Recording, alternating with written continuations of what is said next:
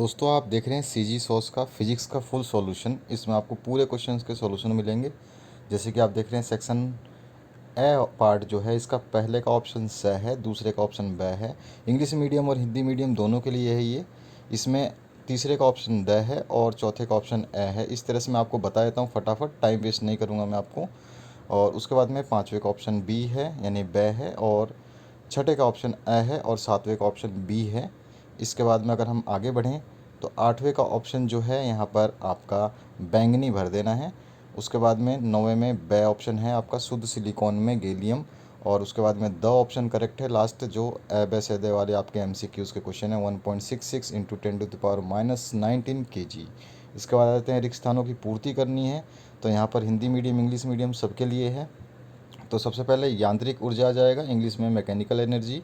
उसके बाद में अनंत आ जाएगा, इन्फिनिटी। उसके बाद में एन आएगा, वहाँ पे केवल एन एन प्रकार के अर्धचालक जो हैं वो आ जाएगा। उसके बाद में अनुप्रस्थ तरंग या साइनसोइडल वेव बोल सकते हैं या ट्रांसवर्स वेव बोल सकते हैं, ये आप भरने हैं। उसके बाद में पाँचवा क्वेश्चन में संभारिक या आइसोबार्स बोलते हैं इसको इंग्लिश में, ये आप भरेंगे। इसके बाद में नेक्स्ट जो पार्ट है इसमें आपके 2 से लेकर 7 तक लघु उत्तरीय प्रश्न हैं जो 2-2 नंबर कैरी करते हैं।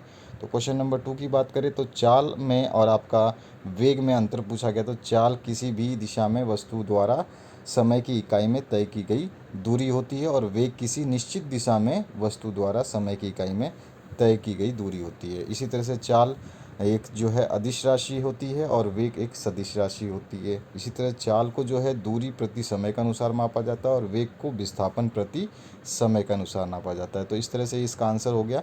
इसकी पूरी जो है मैं आपको इंग्लिश मीडियम हिंदी मीडियम के लिए सोल्यूशन दिया है, इसीलिए टाइम लग गया।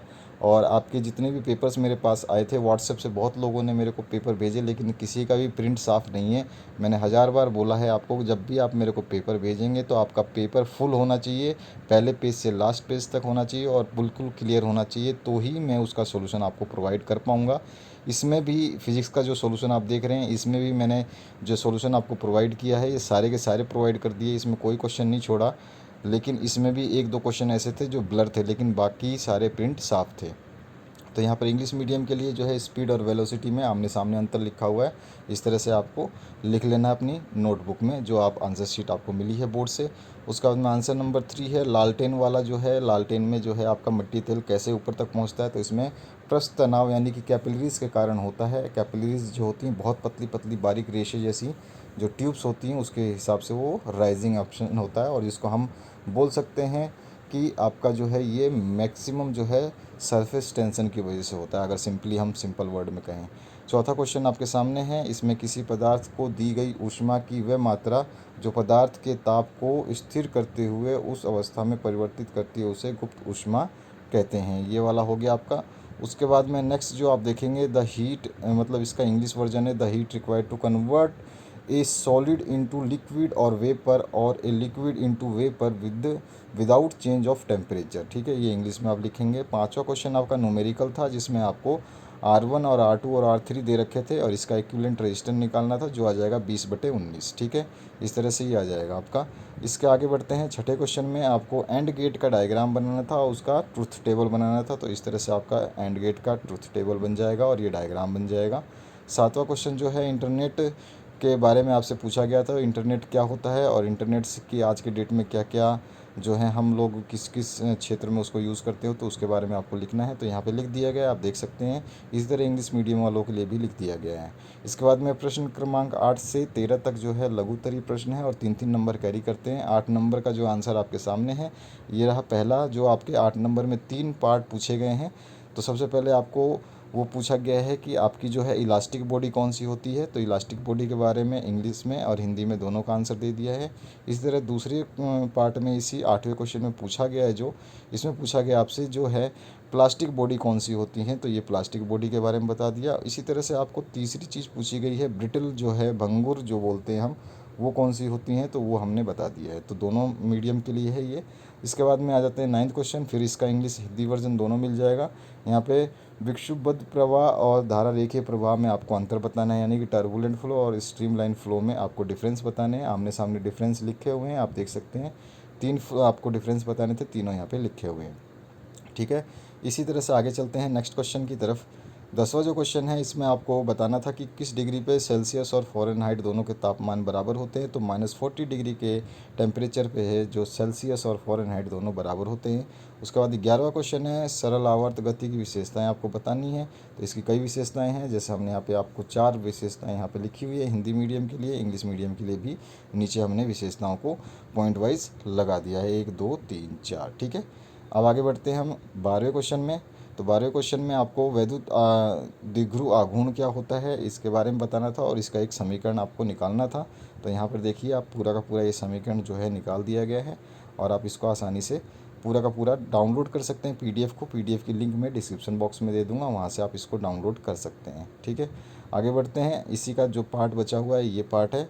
तो इस तरह से आपके सारे सॉल्यूशंस हैं, मैं केवल आपको दिखाने के लिए बता रहा हूँ, अदरवाइज़ मैं आपको सीधा सीधा बता सकता था तो, लेकिन आप लोगों को विश्वास नहीं होगा इसलिए मैंने दे दिया। उसके बाद में इसी का इंग्लिश वर्जन है, जो कि आप इंग्लिश में अगर जो स्टूडेंट लिखना चाहते हैं इसका आंसर, तो वो स्टेप बाय स्टेप सारे के सारे आंसर्स लिख सकते हैं। डायग्राम इसी तरह से बनाना है आपको।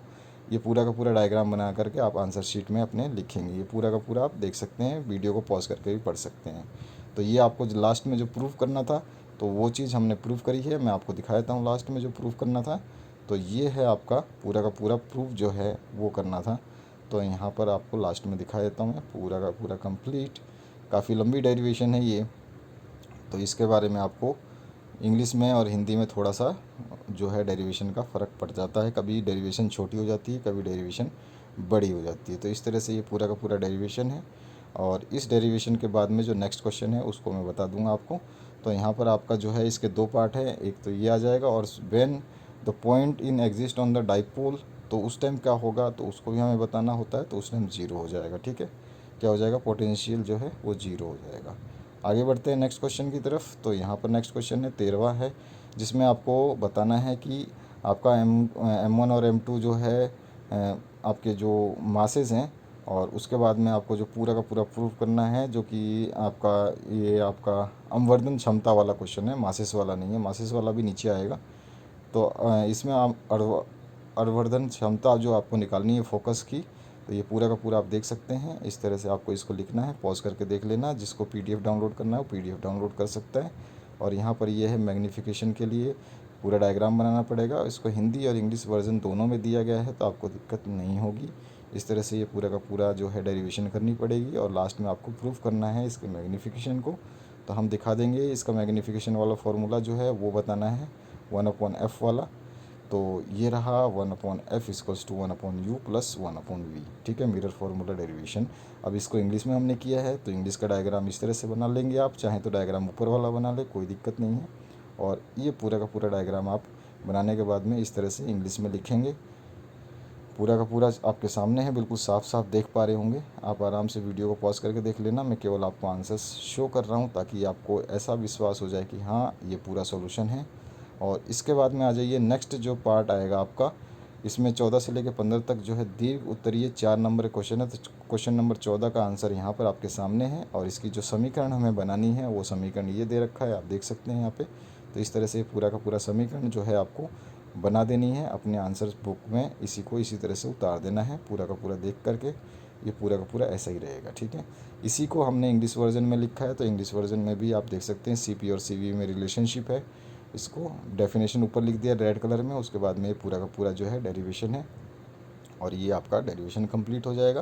क्वेश्चन नंबर 15 आ जाएंगे। सीमांत घर्षण की जो परिस्थिति में जो है घर्षण कोण क्या होता है उसके व्यंजन प्राप्त करना था। तो घर्षण कोण का डायग्राम बना लेंगे, और उसका व्यंजन प्राप्त करने के लिए नीचे दे दिया गया है, आप देख सकते हैं।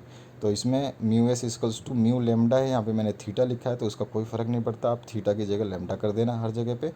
और उसके बाद में एंगल ऑफ फ्रिक्शन जो है हमें बताना था, उसी का इंग्लिश वर्जन है यहाँ पे। ऐसा कुछ भी नहीं है कि आप सोच रहे हो, और उसका डायग्राम थोड़ा सा अलग है क्योंकि इंग्लिश में है, तो इसका आसानी से जो डेरिवेशन हो जाता है 2 ही लाइन में। इसी का और पार्ट जो है उसको भी सॉल्व कर दिया गया है, तो ये आप देख सकते हैं। ये पूरा का पूरा उसका और पार्ट, इसी क्वेश्चन का और पार्ट जो है उसको सॉल्व किया गया, जिसमें प्रक्षेय गति कहते हैं किसको, वो पूछा गया है आपसे।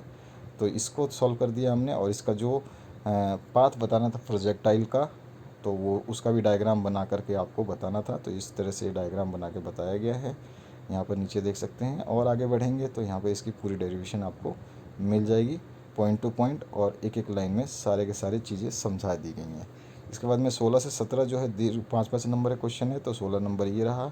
सरल सूक्ष्मदर्शी का मैग्नीफिकेशन निकालना था, जो मैं ऊपर बता रहा था बाय मिस्टेक, क्योंकि मैंने क्वेश्चन पेपर अभी मैंने हाथ में नहीं रखा है, मैं फटाफट आपको केवल आंसर बता रहा हूँ। तो सरल सूक्ष्मदर्शी जो है उसकी क्षमता हम निकालेंगे, तो इस तरह का डायग्राम बनेगा और कुछ इक्वेशंस बनेंगी। इसके 2 डायग्राम बनते हैं, क्योंकि 2 रिलेशंस निकलते हैं, क्योंकि एक बार अनंत पे रखा जाता है और एक फोकस के हिसाब से रखा जाता है। तो यहाँ पर जो इसका जो निकलेगा आंसर मैं दिखा देता हूँ। तो एक तो आंसर आपका ये निकल जाएगा, ठीक है। या फिर अगर आप जाते हैं सामान्य संयोजन के लिए, तो उसमें क्या निकलेगा, तो उसका आंसर जो है 1+ वाला हट जाएगा और सीधा सीधा m= बीटा अपॉन अल्फ़ा या फिर m= d अपॉन f निकल जाएगा। इस तरह से ये निकल जाएगा। इसके बाद में सिंपल माइक्रोस्कोप का जो है हमने इंग्लिश वर्जन में सॉल्यूशन किया है, और ये इंग्लिश वर्जन का सॉल्यूशन भी उसी तरह से ही है। और इसमें भी विजुअल एंगल एक निकालेंगे और एक निकालेंगे हमारा विजुअल एंगल एट बीटा, ठीक है। इन सभी चीज़ों को लिखना होगा हमें।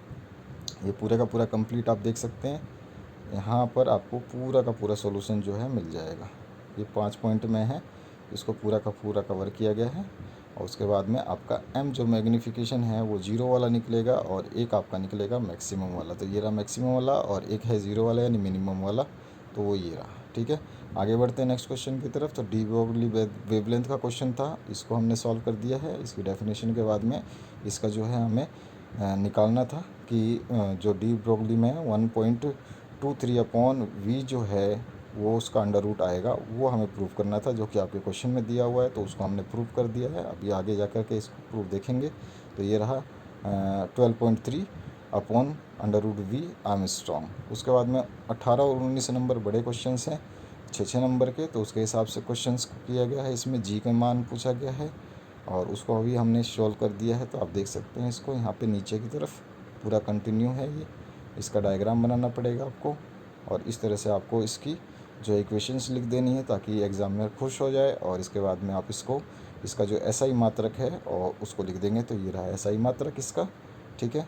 ये 2 तरीके से लिखा जाता है। इंग्लिश में जो लिखा है उसमें हमने ये बटे का निशान हटा दिया है और इसमें माइनस लगा दिया है, क्योंकि बटे के नीचे वाला चीज़ जो ऊपर जाता है वो क्या होता है, नेगेटिव में शो कर देते हैं। तो ये रहा आपका इंग्लिश वर्जन में। तो ये इंग्लिश वर्जन में पूरा का पूरा सॉल्यूशन है आपके सामने, यहाँ पे देख सकते हैं, जो कि kg-2 लिखा है। अगर बटे में कर देंगे तो ये माइनस हटा देंगे, ठीक है। बस इतना सा सॉल्यूशन होता है। 19वां जो लास्ट क्वेश्चन है, एम्पियर परिपथ का नियम आपको बताना है, उसकी डेरिवेशन करनी है। तो इस तरह से ये पूरा का पूरा डेरिवेशन रहेगा। इसका भी डायग्राम बनाया हुआ है और ये पूरा का पूरा सॉल्यूशन आप देख सकते हैं इस तरह से। तो पूरा का पूरा सॉल्व कर दिया गया है ये, और इसी तरह से आपके दूसरे सॉल्यूशंस भी अपलोड कर दिए जाएंगे। अगर उनके क्वेश्चन पेपर्स हमारे पास बिल्कुल साफ साफ आते हैं तो हम अपने आप उसको सॉल्व करके डाल देंगे, आपको ज़रूरत नहीं पड़ेगी टेंशन लेने की। ये पूरा का पूरा सॉल्यूशन आप देख सकते हैं हिंदी मीडियम और इंग्लिश मीडियम के लिए। इसीलिए टाइम लग गया आज, थोड़ा मैं भी बिज़ी हूँ और मेरा शेड्यूल थोड़ा सा बिज़ी हो गया। अचानक से आपके पेपर का भी डेट मुझे पहले से पता था, लेकिन मेरे शेड्यूल थोड़ा सा टाइट हो गया। कुछ रीज़न्स हैं, कुछ पर्सनल काम है, उसकी वजह से ये जो है समस्या आ गई है। अदरवाइज़ आपके 2-3 सब्जेक्ट अभी तक डाल दिया होता। तो ये आपके 2 समीकरण हो सकते हैं, या तो ये लिख दें या ये लिख दें, दोनों ही सही हैं। इसी का इंग्लिश वर्जन यहाँ पे दे दिया गया है। इंग्लिश वर्जन भी आसानी से आप देख सकते हैं, जिसको आसानी इंग्लिश वर्जन जो इंग्लिश मीडियम से है उसको इसकी आवश्यकता पड़ेगी, तो वो इंग्लिश मीडियम में अपने जो जवाब लिख सकता है, ये पूरा का पूरा। तो आशा करता हूँ ये वीडियो अच्छा लगा होगा। सभी दोस्तों के साथ में फॉरवर्ड करिए, लाइक करिए, शेयर करिए, सब्सक्राइब करिए। Thank you very much.